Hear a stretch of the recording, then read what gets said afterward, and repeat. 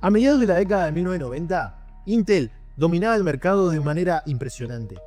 Prácticamente no tenía competencia alguna, ya que tanto AMD como Cyrix le copiaban los diseños.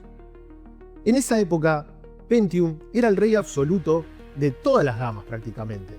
Existían Pentium para alta gama, Pentium para gama media y quizás para la gama baja ya habían quedado los 486 de antaño. Y ahí es donde Intel tuvo una idea bastante revolucionaria y de la que vamos a hablar hoy. A Intel se le ocurrió algo bastante original y fue: ¿qué tal si hacemos un procesador Pentium para la plataforma del 486? En esa época era muy caro actualizar la computadora, no se trataba solamente de cambiar de procesador y las partes eran muy caras.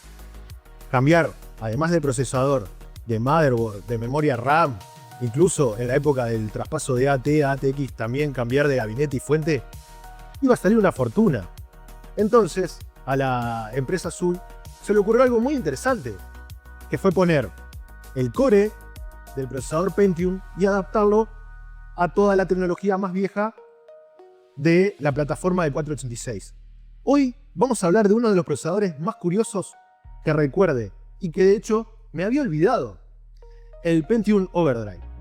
Quédate en el video y vas a conocer su historia. Para entender la salida del Pentium Overdrive hay que viajar al año 1994. Intel ya había lanzado su arquitectura P5, la del Pentium original, que reemplazaba a aquel venerable 80486. Pero el problema era económico. Millones de usuarios tenían placas madres para 486 con sockets 1, 2 o 3. Y cambiar toda la plataforma implicaba invertir en nueva placa madre, CPU y memorias más rápidas. En paralelo, AMD e IBM seguían vendiendo 486 compatibles a bajo costo, con modelos como el 5X86, que tiraban al máximo la vida útil del socket 3.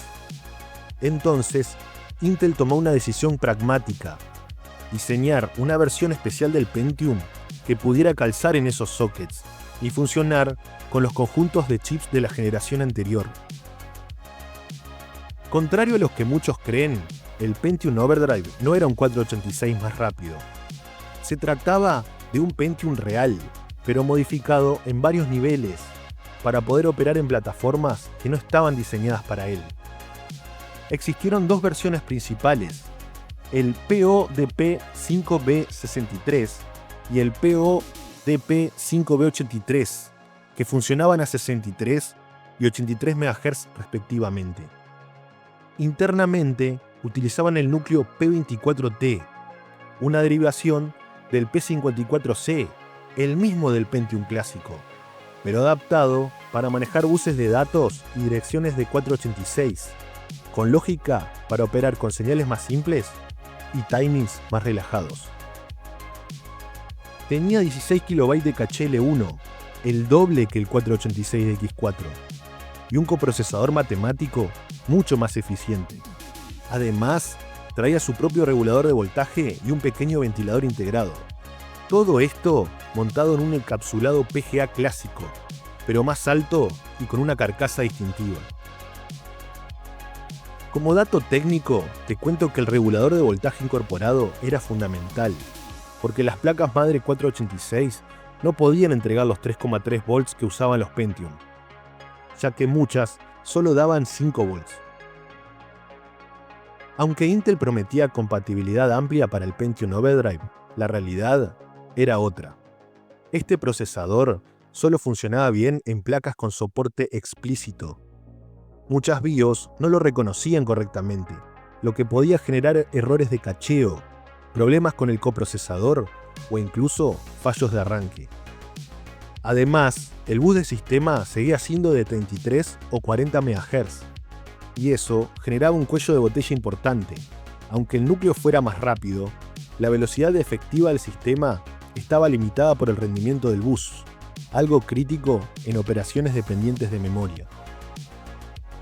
Las pruebas de la época y también las actuales indican que, en tareas con fuerte carga de coma flotante, como CAD o cálculo numérico, la diferencia frente a un 486 de X4 era notoria.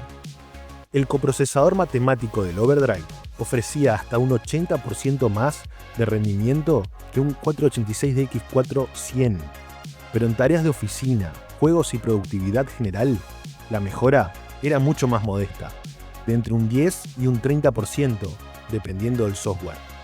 Esto se debía a que muchas aplicaciones de la época aún no aprovechaban el doble canal de ejecución del Pentium, y además estaban limitadas por la velocidad del bus y del subsistema de memoria. En Doom, por ejemplo, el Pentium Overdrive solo lograba entre 5 y 10 frames por segundo más que un DX4 obviamente dependiendo de la configuración del sistema y del hardware redundante.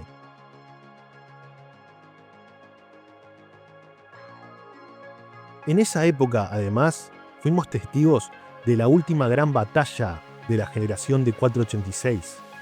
Mientras Intel intentaba extender la vida del 486 con el Overdrive, AMD tuvo otro plan, el AM5X86 P75. Se trataba de un 486 refinado que llegaba a 133 MHz. A pesar de seguir usando la arquitectura 486, este procesador ofrecía un rendimiento similar al del primer Pentium 75 en tareas reales. De hecho, ellos lo vendían como un Pentium Class Processor. Tenía 16 KB de caché L1 y funcionaba perfectamente en la mayoría de los motherboards con socket 3, sin necesidad de ventilación activa ni adaptadores de voltaje.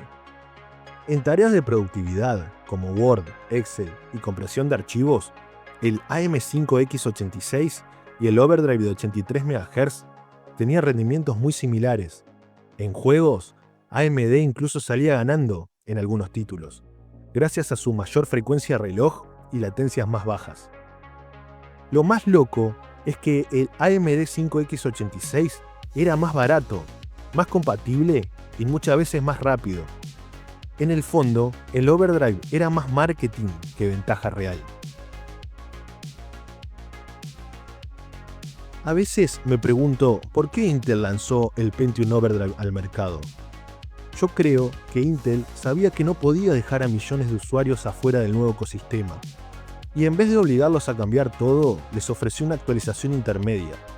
Una estrategia comercial para ganar tiempo mientras el Pentium ganaba terreno. Además, evitaban que la competencia como AMD y Cyrix sigan vendiendo 486 con reloj alto y bajo costo. Fue una forma de mantener su control del mercado, pero también fue una solución técnica, compleja sí, para un problema de transición entre generaciones. Y para responder a la pregunta de por qué no funcionó comercialmente, creo que la respuesta es bastante sencilla. El Pentium Overdrive fue un fracaso porque llegó tarde, era caro y su rendimiento no justificaba la inversión. Costaba casi lo mismo que un Pentium con placa nueva y tenía demasiadas incompatibilidades. Para usuarios avanzados no era atractivo y para el usuario promedio era una lotería. Ahora bien, si para ustedes el Overdrive para 486 fue raro, el que vino después fue una completa locura. En 1998, Intel lanzó el Pentium 2 Overdrive, diseñado para actualizar estaciones de trabajo con socket 8, originalmente pensadas para el Pentium Pro. Este módulo encapsulaba un núcleo Pentium 2 con 512 de caché L2, que corrían a la misma velocidad del procesador. Todo esto estaba en una carcasa compatible con socket 8, y para lograrlo, incluyeron no solo el chip principal, sino también un regulador de voltaje, un PLL interno que multiplicaba reloj, una interfaz de traducción de señal y hasta lógica para detectar motherboards dual CPU.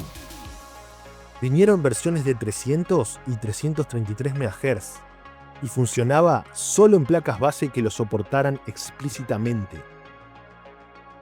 Este bicho fue el upgrade final para sistemas de alta gama que costaban miles y miles de dólares en su momento, y permitió seguir usando estaciones de trabajo caras sin reemplazarlas por completo. Si el Pentium Overdrive era un bicho raro, el Pentium 2 Overdrive era prácticamente una leyenda. En todos los años que me encontré trabajando como servicio técnico informático, en una sola oportunidad tuve la suerte de ver uno. Estaba en un servidor de archivos, en una facultad acá de la zona donde vivo. Se trataba prácticamente de ver un dinosaurio, y vivo. Los Pentium Overdrive son la prueba de que Intel, en los 90, no le tenía miedo a los desafíos de ingeniería. Hoy podemos reírnos de su tamaño, su compatibilidad caprichosa o su escasa adopción, pero representaron una solución real a un problema real. Cómo extender la vida útil del hardware sin romperlo todo. También los Overdrive nos recuerdan algo que seguimos valorando hoy, aquella posibilidad de mejorar sin tener que cambiar todo. Porque en un mundo donde cambiar una placa madre implica cambiar CPU, RAM y a veces hasta también el gabinete, la idea de una mejora directa como aquella sigue siendo muy atractiva. Bueno amigos, espero que les haya parecido interesante la historia del Pentium Overdrive. Y como todo, Intel aprendió un poco de sus errores y se tuvo que chocar un poquito con la competencia cada vez más feroz de una AMD que venía en crecimiento y que luego, unos años más tarde, iba a comenzar a sacar el K6, el K6-2 y el Athlon. Y la historia que ya conocemos. Este ha sido un video más. No olviden suscribirse, seguir al canal, tocar a la campanita de notificaciones y nos vemos en próximos videos. Les mando un gran abrazo.